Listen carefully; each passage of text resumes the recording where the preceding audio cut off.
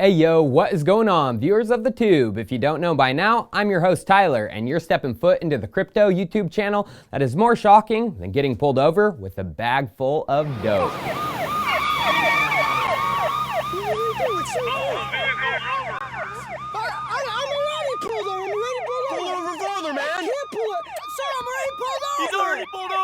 can't pull over any farther. But if you just play it cool and get rid of the evidence, While you're at it, those are shrooms, dude. Come on, man, just eat it.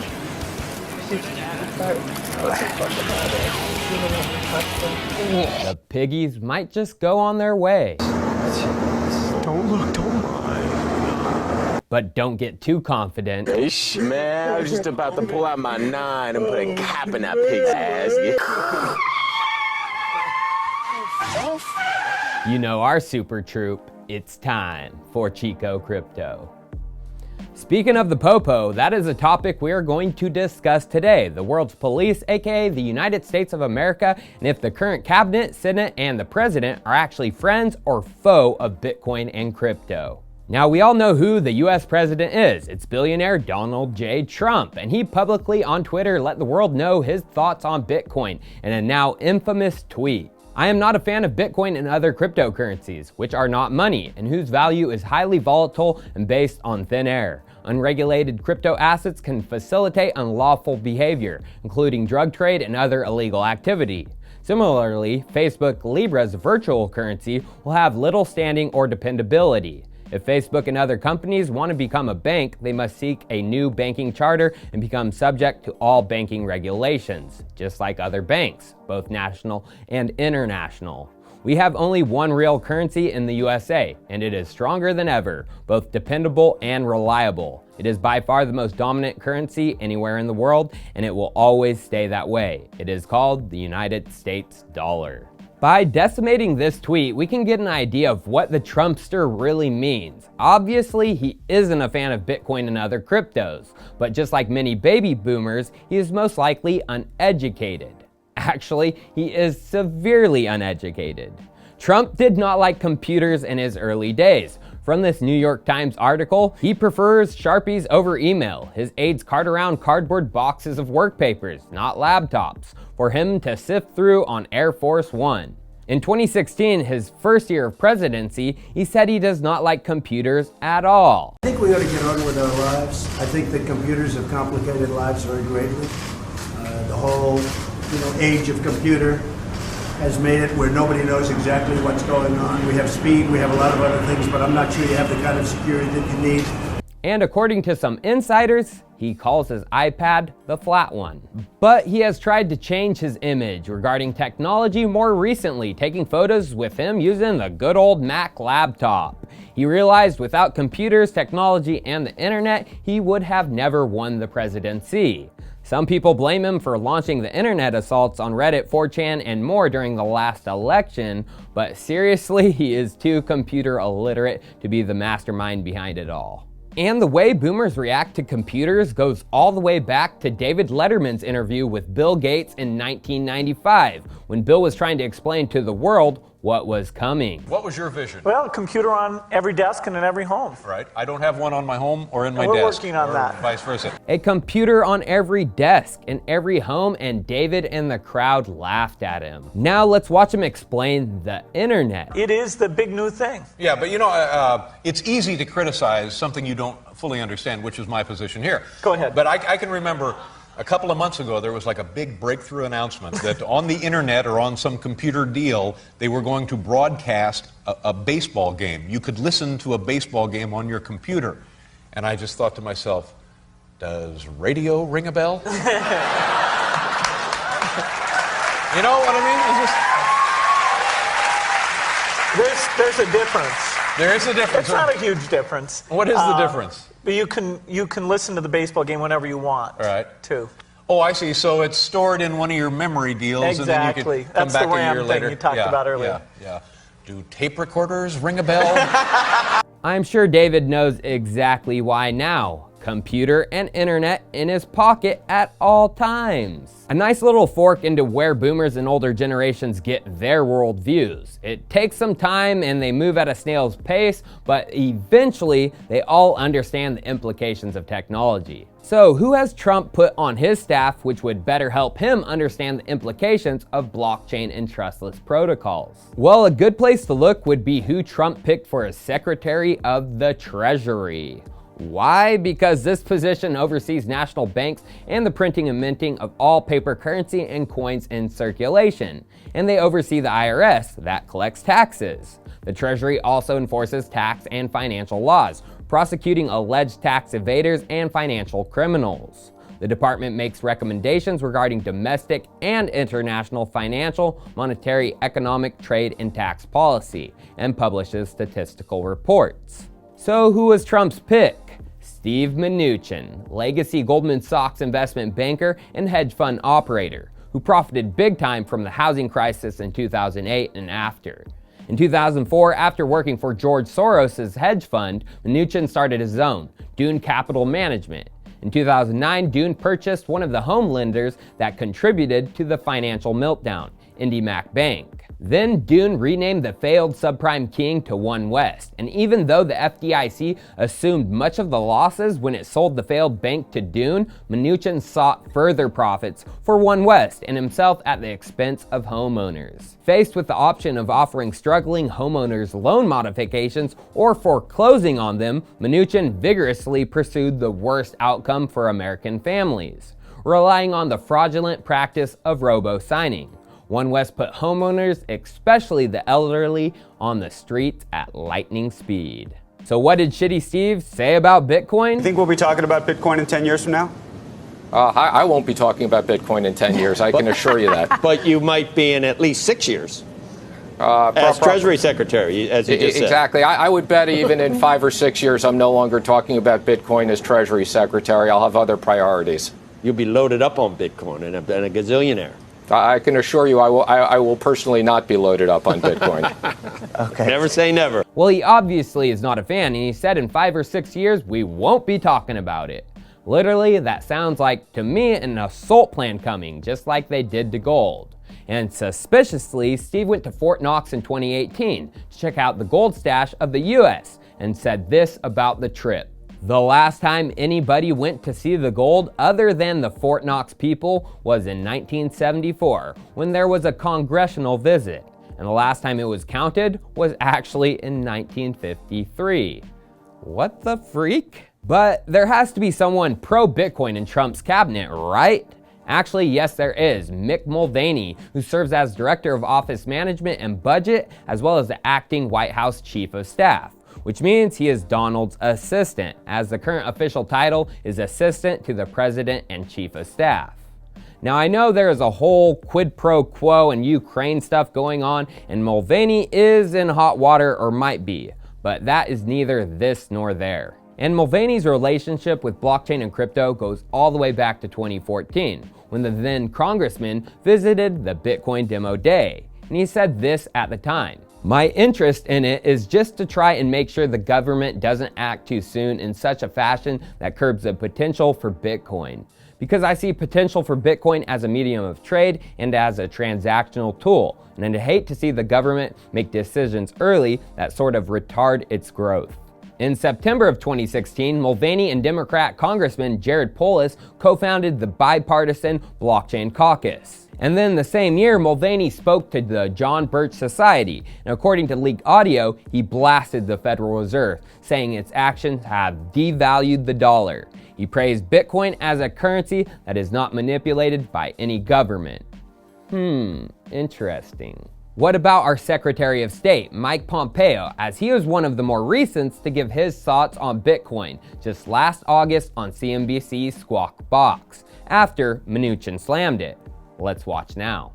Andrew, you're going to think I'm crazy, but I'm going to ask you about Bitcoin in terms of terrorism. In terms of terrorism, okay, G7 is this week as well, and both Japan and France both have working groups trying to figure out Libra and what would need to be done with Libra. So everyone's thinking about how to deal with this. Now I'm hearing great fears that the terrorists are already being funded or some of their operations with crypto. Have you seen this? It's happening.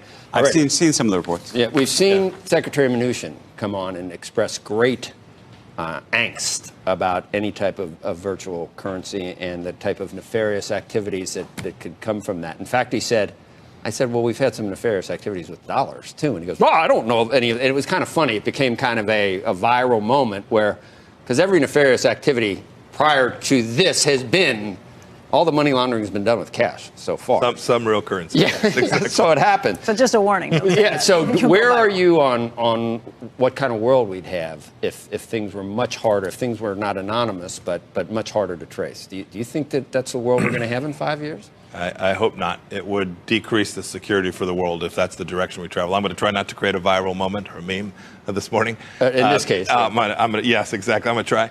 Look, the risk with anonymous transactions is one that we all know well. We know this from 9/11 and terror activity that took place in the 15 years preceding that, where we didn't have good tracking. We didn't have the capacity to understand money flows and who was moving money. It has helped keep the entire world secure and to fight terrorism and other nefarious activity, criminal activity as well, by having access to this information. We need to preserve a financial system, a global financial system that protects that. So how do you regulate these things, that like Libra or a Bitcoin? What do you do? Bitcoin's going to be tough to regulate. It's already out of the bag, isn't it? My sense is this. We should use the same framework that we use to regulate all other electronic financial transactions today. That's essentially what these are. These are monies moving through markets, or in some case disintermediated transactions.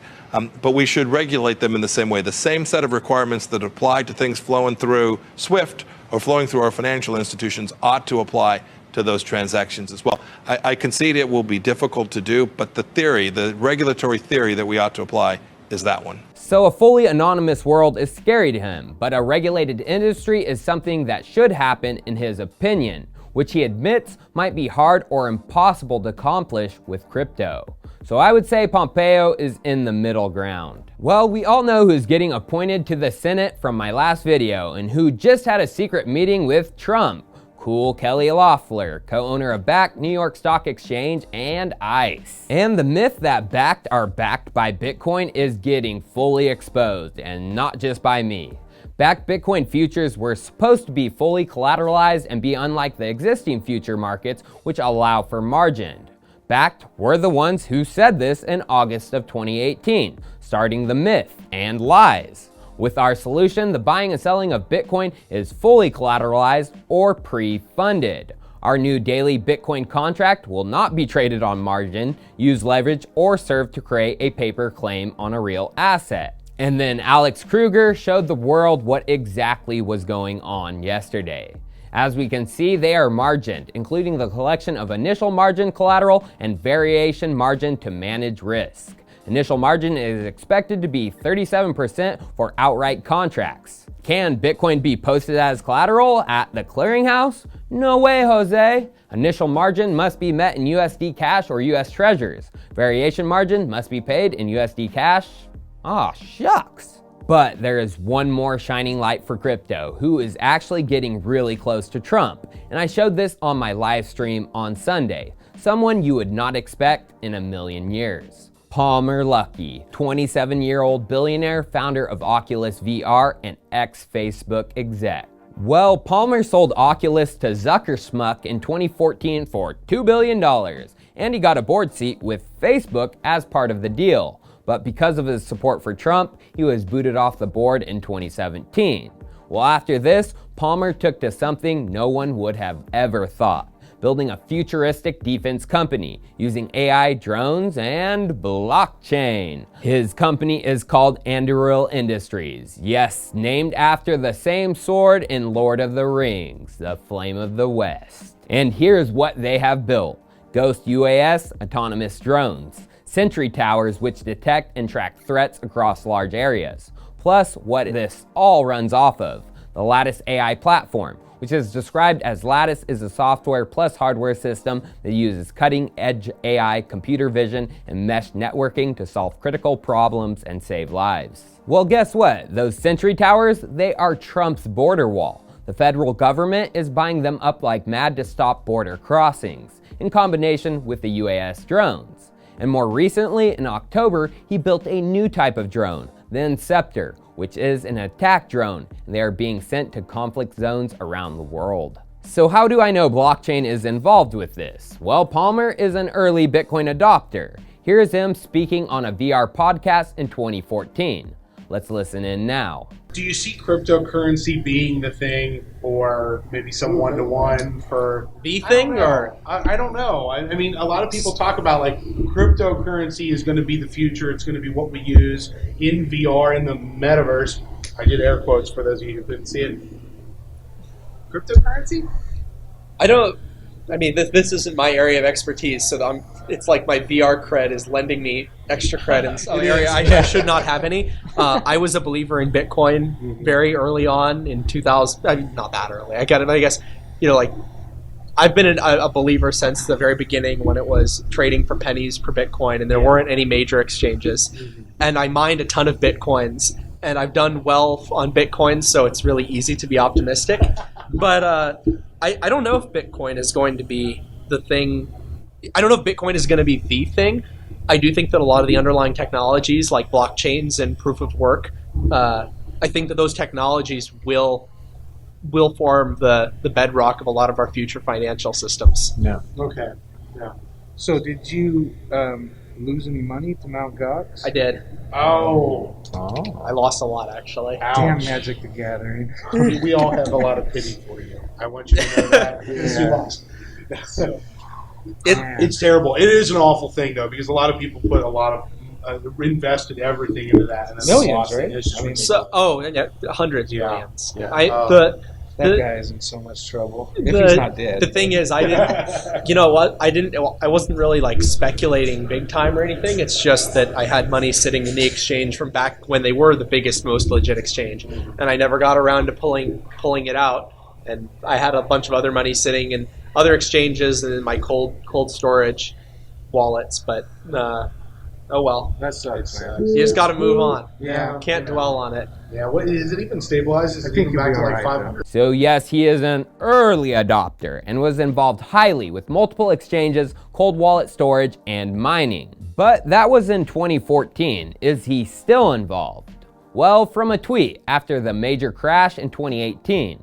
Oh no, Bitcoin has crashed to where it was at the start of December. That is only double what it was a month before, and only 10x what it was a year ago. So obviously, yes. But today at Anduril, what is going on with blockchain? Well, as you can see, Lattice AI is most likely using a lattice type algorithm, like the block lattice for transactions and inputs. But then you just need to see the engineer Luckey has hired, Andrew Musk. Full stack engineer at Anduril, and as we can see, he was a co-founder of Blockchain UCLA, and only left around the time he joined Palmer. I wonder if he's related to Elon. And you want to know what is batshit crazy? Palmer just bought something outside of Chico, California. Yes, the same Chico as in Chico Crypto, the abandoned Titan 1 missile silo, as seen from this New York Times article about him. He owns a second property in Chico, California, with decommissioned Titan 1 silos. It was a silo that held 98-foot-long missiles with plutonium-based nuclear warheads as a defense during the Cold War. Many Titan silos were built around the country, but the Chico one was unique. Literally a massive underground complex and city, which also included a fallout shelter which could house 6,000 people. Here's what the site looked like from an aerial view in 2014, before Palmer's purchase. Here's what the insides looked like before his purchase too. Well, as of 2017, it is his, and as we can see, it is located at looking up public records of last work done on that site, a large $600K job, applied on 1/15 of this year, under Arris Dome LLC. Then, using Corporation Wiki, we can find that Arris Dome LLC is of course under Palmer Luckey's Friend Lords Keep Inc. You know what is funny? All of these companies and LLCs he owns are named from the 90s Super Nintendo game Chrono Trigger. And guess what? The Arris Dome LLC, of which is working on Titan 1, is a location in Chrono Trigger. From the wiki, appearing in the future, it houses the remaining survivors of the horrible incident that destroyed Guardia in the year of 1999 AD, like a fallout shelter from a nuclear fallout. And here's what it looks like from the game. Uncanny resemblance to Chico's Titan 1 underground system, which also has a fallout. What is going on outside where I live is unknown, but work is being done. Is it for Palmer's personal use, or does this have something to do with Anduril? Well, I took a trip out there the other day and it looked to have newly installed high security fencing around the perimeter, like this one. Well, my friends, it's hard to put a finger on what Trump and his cabinet is going to do. One shining light I do see is Palmer Luckey, and Palmer is moving up the political ladder, donating like a madman to Republicans and even giving $100K to Trump's inaugural campaign. It's funny how politics work, but you know Chico, we will continue to expose everything faster than Thorny sliding across a freshly waxed cop car. I hate to break up the honky convention, but we got a 1092. You want to take this one, Rod? Hell yeah! I bet you do. Go! Cheers. I'll see you next time.